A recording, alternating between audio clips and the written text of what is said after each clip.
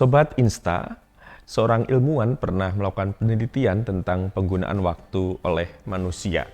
Bila manusia itu diberi umur 70 tahun, maka ia akan mengisinya dengan berbagai kegiatan.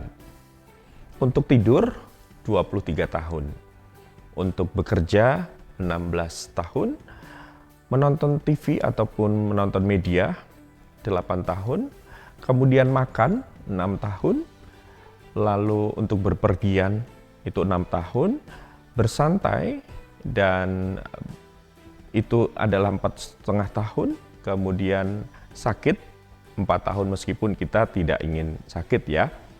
Lalu berpakaian 2 tahun dan beribadah 0,7 tahun. Manusia memang perlu untuk memaknai hidup ini dengan kegiatan yang berdampak. Nah, bagaimana kita memahami identitas diri kita itu akan mempengaruhi apa yang akan kita lakukan. Karena itu, Sobat Insta semuanya, kalau kita melihat kekekalan yang tidak ada batasnya, ketika dibandingkan dengan kehidupan yang ada di dunia ini, maka kehidupan di dunia ini sangat singkat, relatif singkat.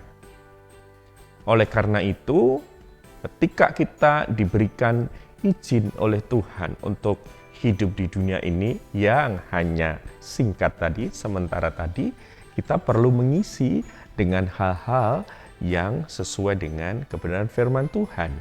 Ketika kita mengerti bahwa identitas kita adalah anak-anak Tuhan, maka apa yang kita lakukan, apa yang kita kerjakan, itu akan menunjukkan identitas kita. Sehingga misalnya ketika kita sekolah, ya kita akan sungguh-sungguh sekolah sesuai target lulusnya.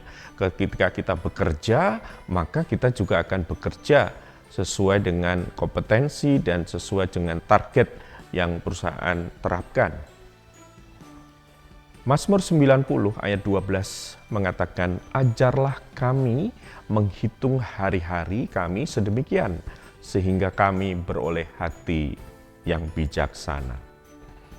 Dalam menjalani kehidupan ini, sebelum Tuhan menjemput kita, mari kita isi hari-hari dengan hal-hal yang bermanfaat.